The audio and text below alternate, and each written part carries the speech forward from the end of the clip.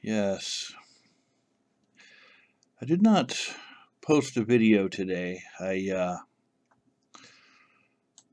wanted today to be different somehow.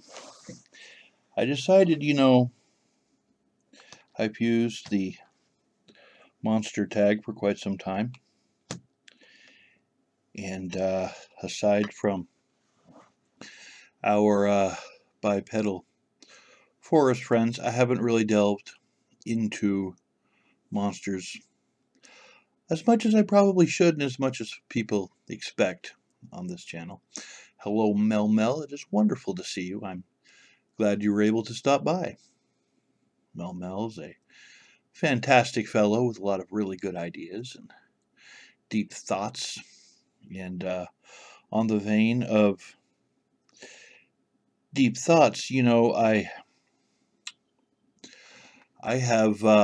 seen a lot of videos, SCP videos on YouTube, and they're fascinating, they're interesting, and the reason I have not made videos myself is, frankly, I did not want to taint their work with my Newbury.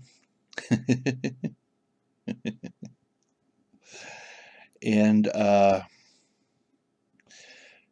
don't consider myself a researcher or doctor or anything like that. So I'm more of a exploring, curious noob, I suppose. And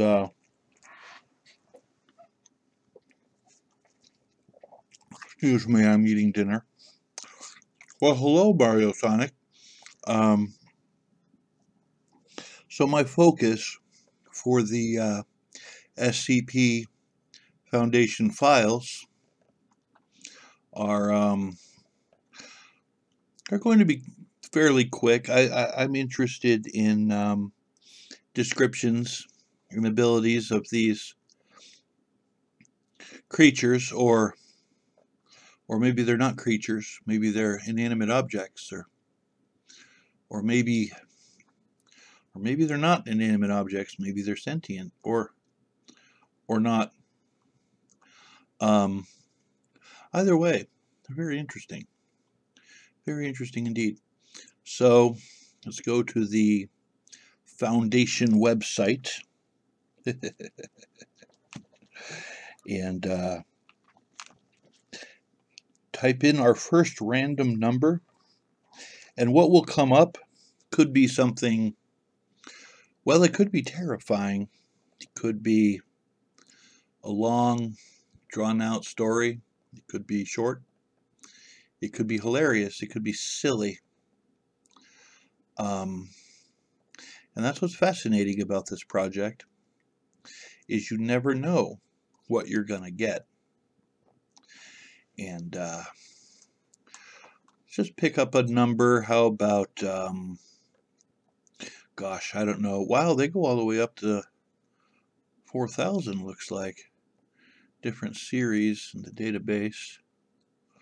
Let's just go 1, 2, 3, 4. Because why not? SCP-1234. Object class, Keter. Ownership of the building housing SCP-1234, designated Site 602, is currently held by a Foundation front company. All other former tenants of Site 602 have been evicted. The Foundation is to liaise with the government and business interests to prevent any attempts to purchase, redevelop, or condemn Site 602. Plainclothes security personnel are to monitor SCP-1234 when inactive to prevent unauthorized access. It looks like SCP-1234 is a building. You really never know what you're going to get. I wonder go over to Google. See if I have any more visuals on 1234. Looks like what came up is 1234J, which looks to be a drawing in the building, which is interesting, in the building itself. So, let's learn more, do a little research here. Description. I want to know what it can do.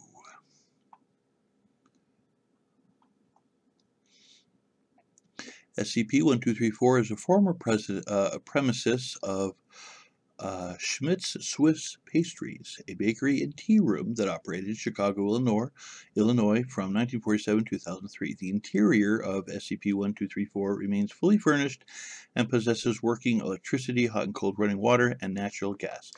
SCP-1234's ovens and kitchen equipment remain fully functional, although appearing to be in a severe state of disrepair due to age and neglect. All attempts to remove or disconnect SCP-1234's kitchen equipment or utilities have been unsuccessful. Under normal circumstances, SCP-1234 is inert.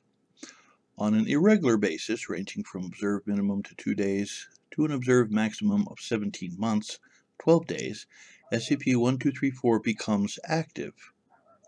Prior to fully active, SCP-1234 exhibits a warm-up period lasting from 12 to 36 hours. Phenomena indicated the onset of an SCP-1234 event includes. So this building does something. This building does something strange. I want to know what this building does.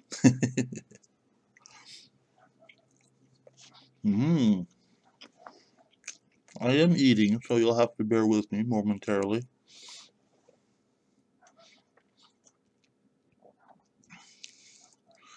Events include heavy electromagnetic fluctuations within a 100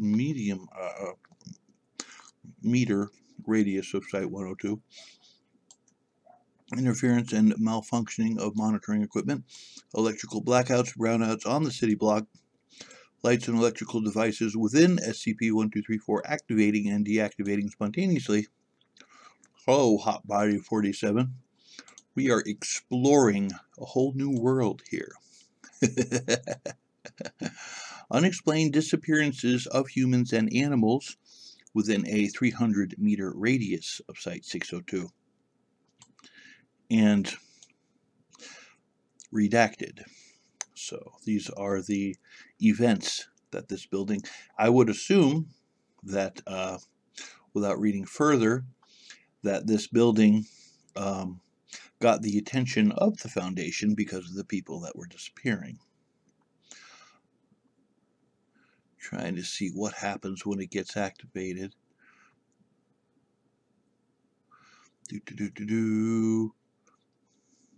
Okay.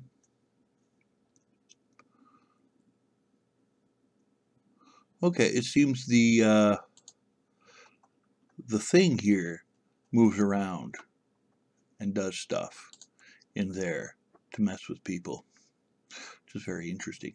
I don't want to read all of it because I want to keep it moving along, but I just thought it was interesting that the first one we came to was a building. And I know, my viewers are like, I want to see something scary. Where are the monsters? Where are the monsters? Well, not all of them are going to be monsters. Not all of them are going to be terrifying, although some are. Let's come up with another random number and see what we can find. How about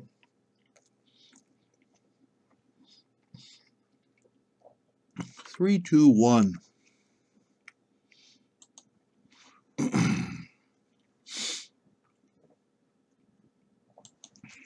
SCP-321, object class safe. Let's see what it looks like.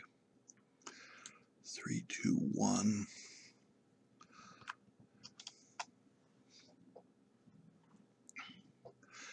It appears to be a person of tall nature.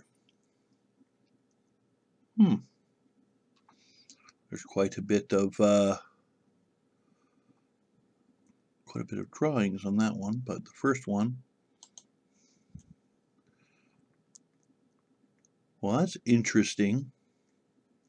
Artistic rendering. It's a terrifying looking creature, but it says it's safe. So, intriguing. Special containment procedures. We don't need to know about that. SCP-321 is a human female born on July 4th, 18 retracted. SCP-321 is currently 3.1 meters tall and weighs approximately 110 kilos. Subject is devoid of melanin in hair, eyes, and skin, is incapable of speech, but can still vocalize, and has proven to have problems with space recognition and awareness. SCP-321 has displayed a low degree of intellect and has problems adjusting to new situations. Goes on talking about some traits of SCP-321. I want to hear why it's there. Let's see.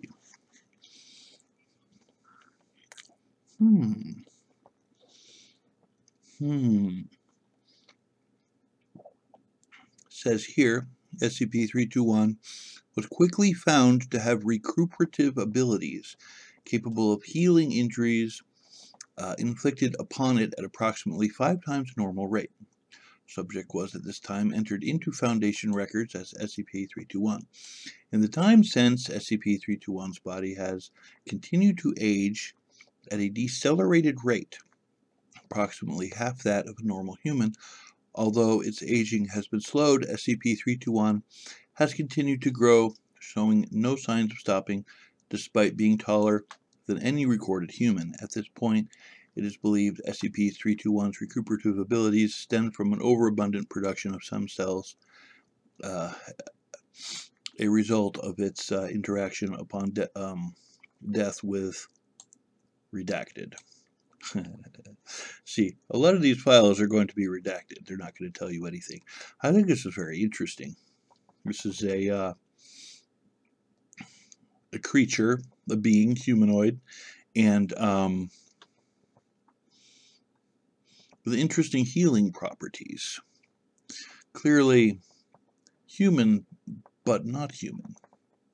For a period of time in early 19 redacted, the limits of SCP's natural heart were reached, and SCP-321 was too tall for blood to be circulated properly. During this period, SCP-321 was restrained physically in order to keep its heart capable of pumping blood to the brain. Despite this, slow decay was evident, and the limits of SCP-321's recuperative abilities were found, as it was not capable of healing damage that was being dealt constantly. Gigantic creature with heart problems. Interesting. You know what, I bet I'm going to come up to a monster if I type in 666. What do you think? You think that's a pretty good bet? Oh, goodness. Let's see. Now, you know, this one's probably looked up a lot just because of the number. Let's try to get a visual of what we're talking about here. Go to the Googles.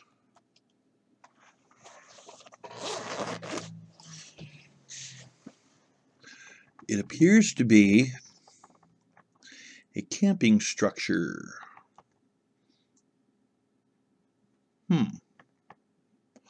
Spirit lodge of some sort. Interesting. Okay. We have something in mind of what we're getting into here. I just like doing that.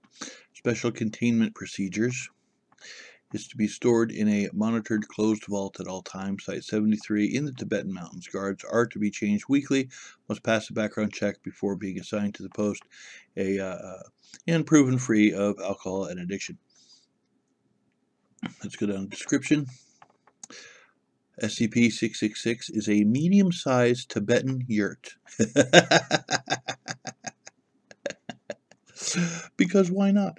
How am I doing today, Mario? I'm doing pretty good. I didn't post any videos today. I wanted to do something different for my subscribers, and I decided, I got the Llama monster thing going on. Might as well find some interesting monster type stuff. You know what I mean? And I found the SCP Foundation, which basically is it's got a plethora of really interesting material, and it's all over the internet on YouTube and things. And I kind of wanted to do it. All right, Hot Buddy, thanks for stopping by. I appreciate it. It's awesome. Awesome. It was nice to see you. And I decided to stop by. Oh, my train of thought was just derailed. I don't remember what I was talking about. Okay. I'm going to keep reading about this Tibetan yurt, and we're going to find out why it is interesting enough to be in the Foundation's protection.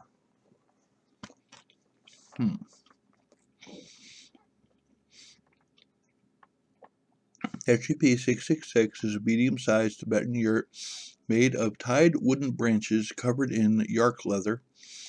The interior ceiling is 2.44 meters, 8 feet high, and the base of the yurt is 30 feet. The hut is circular in shape. The interior of the yurt has a dirt floor and appears to be crude as the outside to the majority of observers. The branches that make up the yurt are framed and wrapped with rabbit fur and tied with yak leather thongs. Periodically, SCP-666 will change its location within the confinement area. This will happen only when not under direct observation, but remote viewing gives the impression of an entity inside the structure, lifting it wholly and moving it to its new position. Well, that's interesting. So it's definitely got some magical properties going on with it. To date, it has not made any attempt to escape confinement. Well, that's good. I mean, why would you have to confine a yurt? Because what I like about this sort of thing is you punch in a number and you really never know what you're going to get. Are you going to get a terrifying creature that wants to rip your eyes out, or are you going to get a Tibetan yurt that likes to move around? I mean, that's great. Let me chew and I'll keep reading.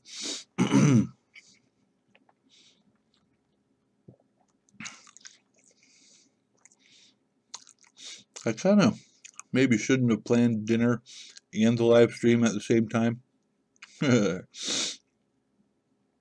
All right. SCP-666 was discovered in 1973 by SCP operatives searching in the mountain regions on reports of several missing persons having returned from the area, giving similar explanations. I just made up a word. Seeking shelter during harsh weather. The individuals would happen upon SCP-666 by seeming happenstance.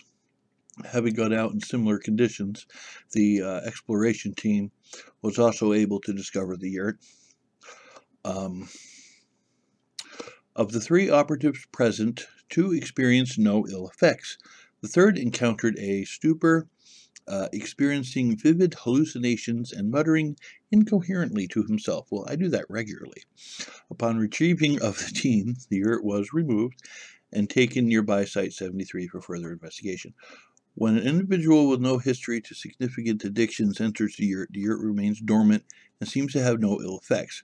Class D personnel without history of alcohol or narcotics abuse were able to sit inside the yurt for days at a time, and it provided proper nourishment and did report greater intensity in their dreams.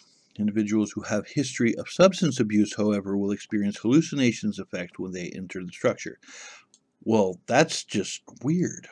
In all instances, yeah, I can talk. In all instances, the subjects report being in a location either from their memories or a corollary thereof, specifically a spot where their addiction was most intense. Thus far, there have been reports of a nightclub bathroom in 1973 Volkswagen Vanagon, a filthy alleyway, the redacted casino in Las Vegas, etc. So, it reminds you of your lowest time if you've been on drugs. One subject reported finding himself in a dirty apartment with a prostitute named Chloe, with whom he frequently indulged in narcotics abuse.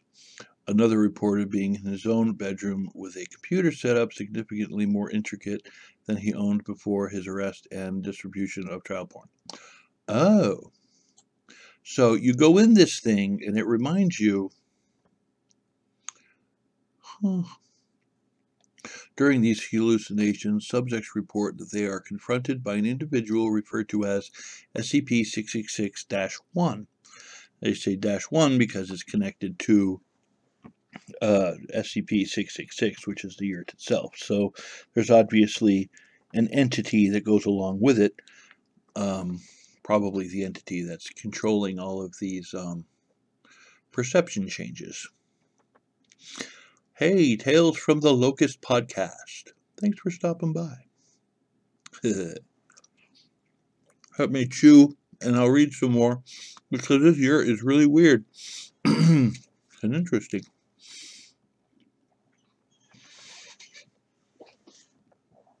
Okay, more about the hallucinations. During these hallucinations, subjects report that they are confronted by an individual referred to as SCP-666-1. Descriptions of SCP-666-1 vary widely. It's Illage. Hey, buddy. That guy's awesome. From person to person with no commonality to race, gender, or appearance beyond being typical for the surroundings. SCP-666-1 will indulge the subject in their personal addictions. Although at the start, it will have a passive-aggressive attitude. As time progresses, the subject is encouraged to indulge further while simultaneously being encouraged to stop. Should a subject show remorse or a strong desire to give up their addiction, SCP-666-1 will slowly adopt a more genuine friendly tone and continue the temptation with discouragement hallucinations. Approximately 94% of subjects who have gone through this form of hallucinations to their end have been diagnosed as having a near-complete removal of a psychological addictions, though physical symptoms will persist through a natural withdrawal cycle. Dude, this is the coolest freaking yurt. It helps people overcome their addictions, basically.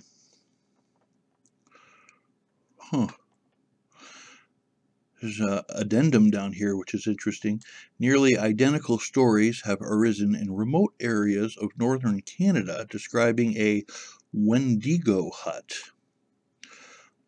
While unconfirmed, their similarities point to at least one additional instance of SCP-666 at large.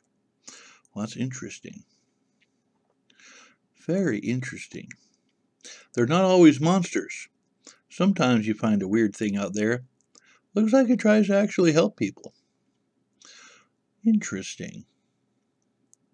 Hey, Drone Worship. Glad you could stop by. I'm looking at really weird stuff on the internet, and it's awesome. Anyway, let me type in another random number. How about 456? Woohoo. Search. And before we find it, let's see what 456 looks like. See if we can get a preconceived idea of what we're getting ourselves into. Okay, I'm seeing a lot of teddy bears and a roach. Huh.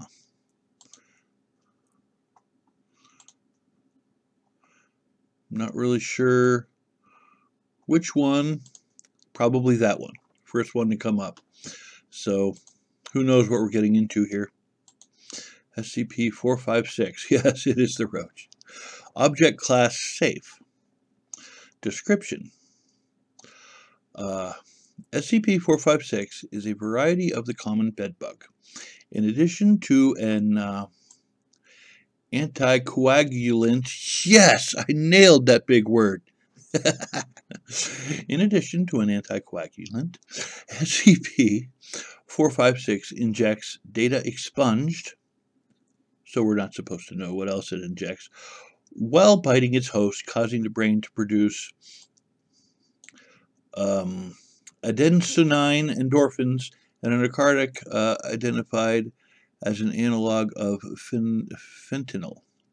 As a result, victims of SCP-456 infestations experience increasing euphoria and somnolence as the number of insects increases, eventually sleeping 24 hours a day. Okay, so they counted this thing as safe because it doesn't kill people, it just kind of messes with them a little. Was identified after a number of individuals were found dead in their homes. Never mind.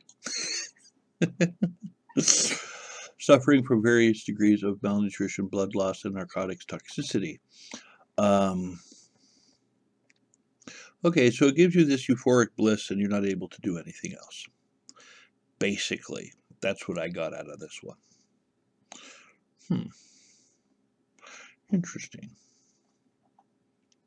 Let me go over here and read what, holy constabulary, you're so photosynthesis. I know, right? You've got to be kidding me. Oh. Stop. Did it stop? Yes, it stopped. Okay, good. Okay. Let's type in another random number. How about 4321? Oh, wait, I can't do 4321 because I think it only goes up to 4,000. 432. Yeah. Okay. I need to do something in the thousands, I guess. Let me see. SCP-432. Let's go look and see what this thing looks like. SCP-432. Well, that's looking a little more ominous, isn't it? The heck is that? Oh, no.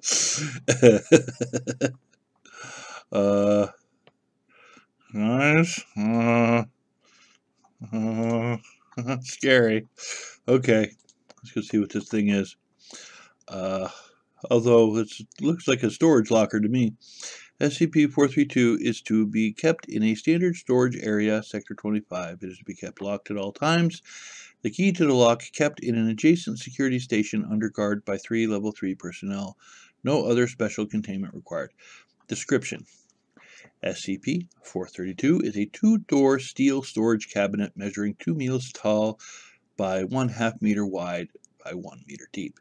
The exterior of the cabinet is painted matte green and bears no remarkable features except for small areas of corrosion and light scratching commensurate, that's another big word, with being left exposed to the elements for a prolonged period of time. The doors of the cabinet are filled with basic side bolt and hasp for a padlock, allowing the door to be secured from the outside.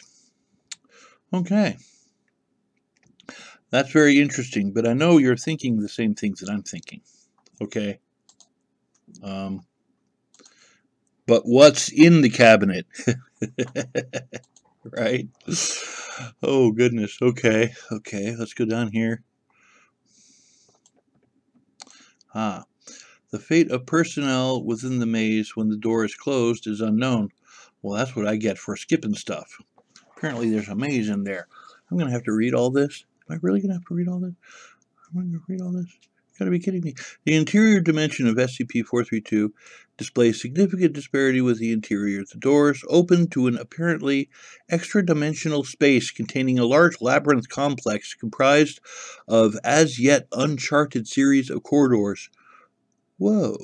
The walls of the corridors are constructed from heavy rusted steel and adhere to the same height and width and scales of the exterior. Well, that's it's getting creepier, I'm telling you. The corridors within SCP-432 are lit at irregular intervals by what appear to be regular household light bulbs secured to the walls in wire mesh fittings. Many of the bulbs are observed to flicker, and numerous others are burnt out or broken. Several places, large-gauge steel pipes have been found bolted to the walls of the tunnels. These pipes are notably cold to the touch, contain flowing water, although the source and destination of these pipes of water are unknown. Many of the pipes observed in obvious need of repair and leak. Cold average 3 degrees water. Analysis of this water has revealed a low oxygen content and trace amounts of iron oxide. The exact size of the labyrinth complex to which SCP-432 connects cannot be accurately measured, as each time the doors of the cabinet are closed and then reopened, the entrance created by the cabinet apparently moves to a different selection of the maze. Neat. I think whatever that creature was we just saw might be in the maze somewhere, but we haven't gotten to that yet. The fate of personnel within the maze when the door is closed is unknown, although remains discovered within the maze suggest starvation is a likely outcome. Other remains, coupled with additional evidence gathered during exploration, suggest that the labyrinth contains a large predatory inhabitant of intermediate species, hereafter known as SCP-432-1. Okay, could this be the large predatory inhabitant? Gee, I wonder.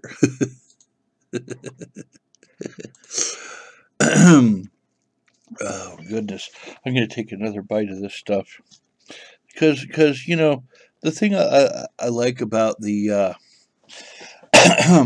SCP Foundation is you can take a normal thing like a filing cabinet, and it turns out to be a labyrinth with huge man-eating monsters inside. I mean, come on. Taking another bite of dinner real quick so I don't die of starvation.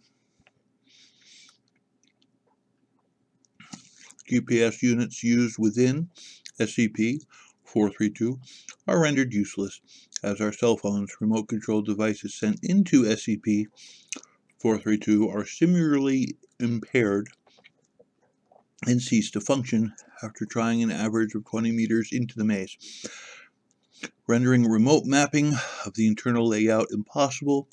High-gain radio transmissions can be used to keep in contact with personnel within the labyrinth. Although significant interference occurs deeper into the mazes, if the doors of the cabinets are closed, then all forms of contact with personnel within SCP-432 are severed. Whew. It looks like there were some expeditions. I'm not going to read the expeditions because they'll probably be terrifying. Below are the expeditions within SCP-432 to date. The standard agreed mission equipment pack agreed by Dr. Small and Dr. Retracted is, and it just tells you the stuff that they take in with them. Well, those are very interesting.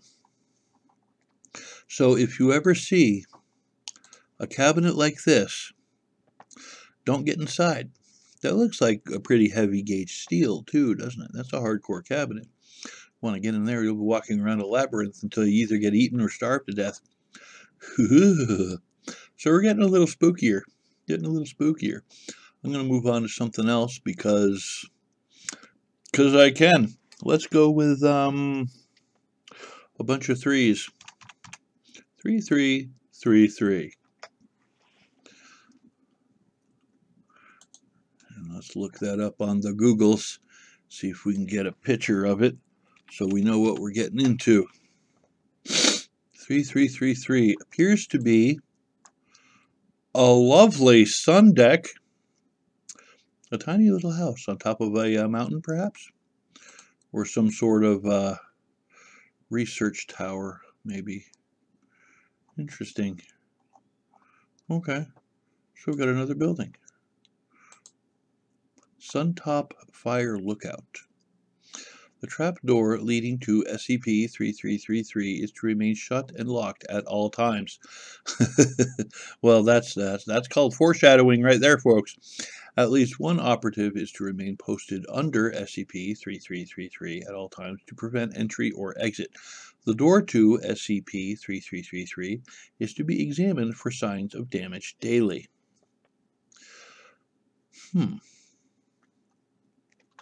Description.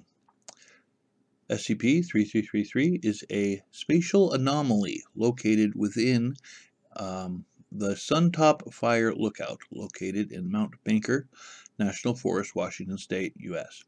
SCP-3333 is accessible via ladder and trapdoor on the ceiling of the Suntop Lookout. Climbing the ladder leads to an identical copy of the Suntop Fire Lookout. This identical copy has an identical ladder and trapdoor pair, which leads to further copies of the Suntop Lookout. Oh man. Okay, so you enter one and you're in another one and you keep going. Llama, can you please quote John Goodman from The Big Lebowski and say, "Is this your homework, Larry? Is this your homework, Larry?" I don't know where you come up with this stuff, Village, but that's the trip. Oh wait, I called you a village instead of Illage. Oh no! Let me take a drink of my coffee real quick.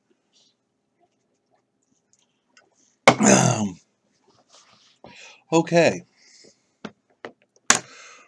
The topology surrounding SCP-3333 is identical to that surrounding the Suntop Lookout. However, no plant, animal, or human life has ever been observed. Successive SCP-3333 iterations are highly relative to the original lookout. The stairs leading up these SCP-3333 iterations are extended by a proportional amount to allow access to the ground. What a really strange anomaly.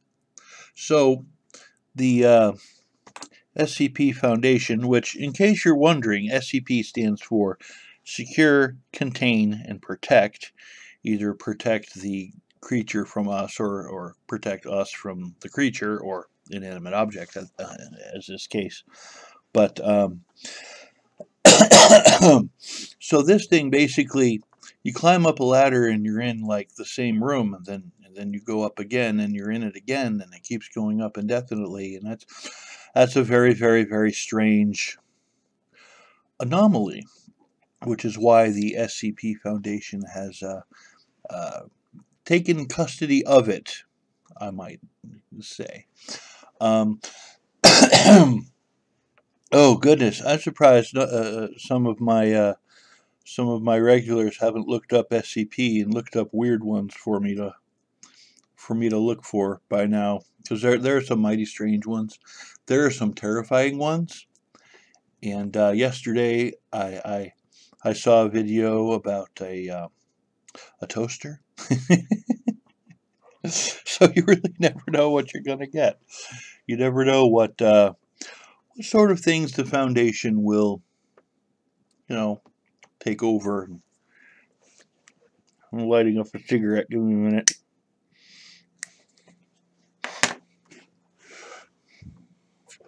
I'm not nearly as professional as a lot of other YouTubers, mainly because I don't give a crap. Well, I guess I do give a crap, but not a whole lot. Let's look up 2222, because why not? Let's see what that looks like. I like to have visuals. 2222 appears to be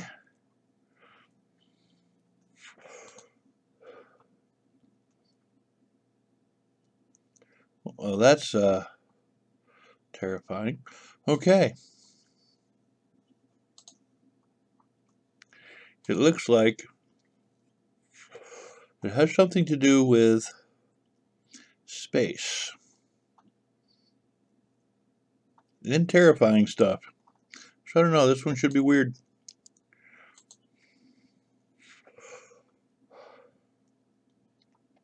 Special containment procedures. We don't want to know how it's contained. Let's go with description.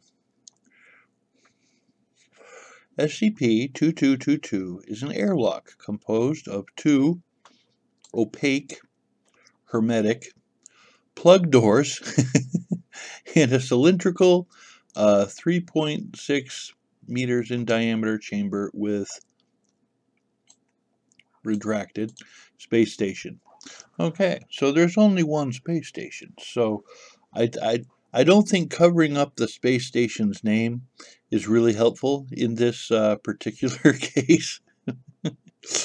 Attempts to internally survey SCP-222 during the closure of both hermetic doors, such as placing interior surveillance devices, pressure sensors, or radios within the chamber, have failed due to apparent malfunction.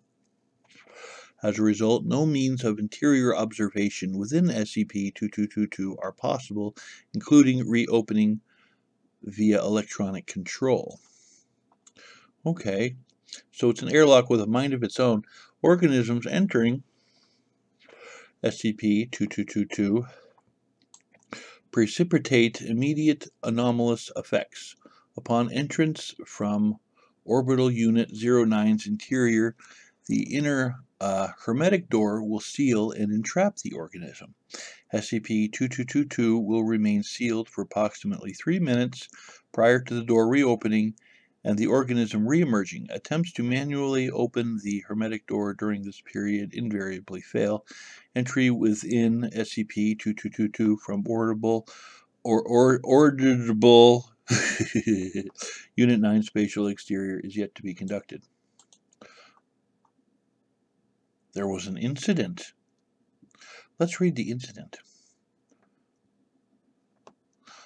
And then they have a, looks like somebody interviewed one of the door's victims. Interesting. Let's read the first incident and see what happens with this thing. Interview was the first full affected Foundation subject following SCP-2222's initial acquisition. Subject is retracted, a former level operative with qualifications in engineering. Physical alterations were first noted, name retracted, interaction and accidental entrapment within SCP-2222 during interior analysis. Individual vocalizations from, name retracted, are reversed for the purpose of comprehension. Well, that's weird.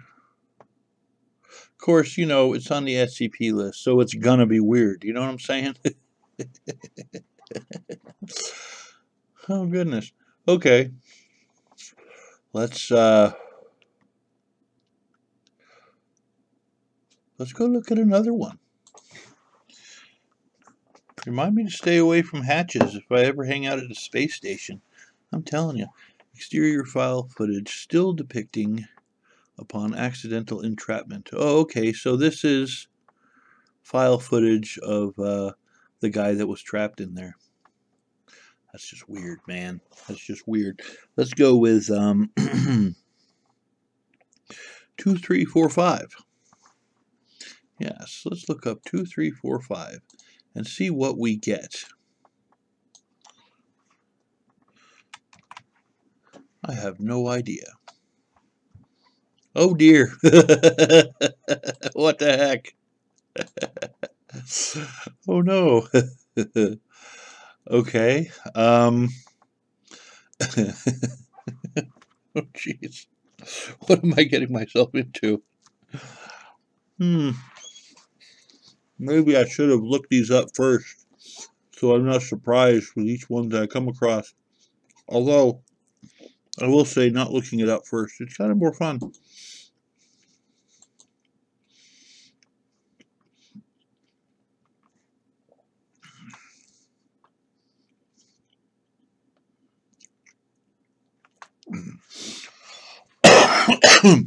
Excuse me, I am actually still eating, so give me a moment.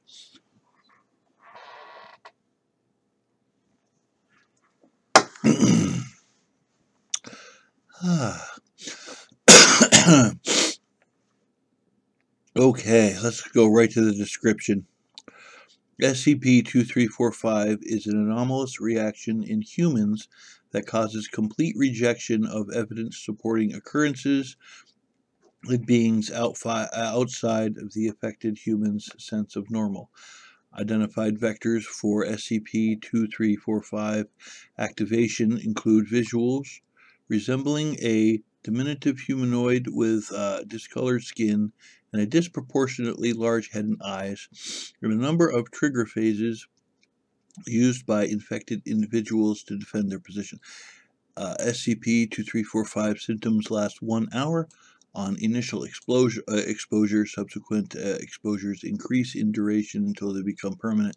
To date, there have been no cases of recovery after the 12-hour mark.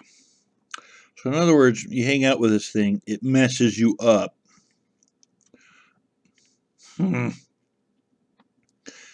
They call it analysis of spontaneous human susceptibility to SCP-2345. In late 1948, the site containing safe SCP retracted biological containment site retracted suffered a massive containment breach. This timing coincided with a series of suborbital intrusions describing as green fireballs reported within the site of several American military installations. As the above intrusions approached BCS retracted, efforts to subject the containment breach resulted in the accidental neutralization of SCP retracted. Shortly afterwards, Foundation Monitoring Station lost track of the intrusions. So in other words, they were attacked by something and it went away, I guess. Immediately following the death and disappearances, a violent spike in several terrestrial energy fields was detected, after which they stabilized at levels that differ from previously measured baselines in degrees of 8%. Prior to this event, materials matching trigger conditions existed in popular culture did not trigger. This thing is confusing the crap out of me. Oh, goodness.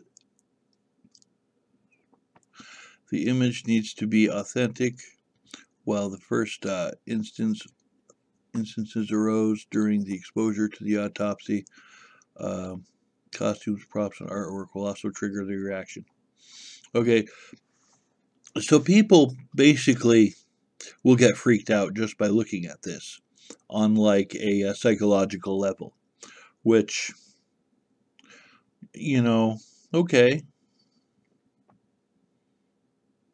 I can dig that. It's kind of a strange one, kind of short, but yeah, you know, okay. Let's go find something else. How about 3636? That sounds good. I need to look up a bunch of these and try to get some really, really interesting or creepy ones. I don't know if this is coming up with anything. No, there it is.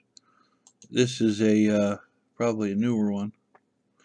Description: SCP-3636 is a 155 centimeter by 85 centimeter jukebox, similar in design to a Wurlitzer 1015 with a decorative rainbow-colored light. Huh.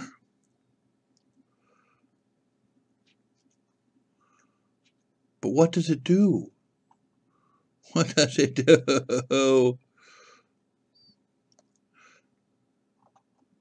I don't know. I don't feel like reading it. 6543. Oh, wait. It can't be that high.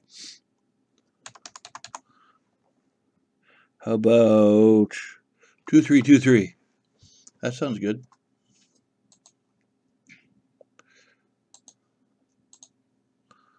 I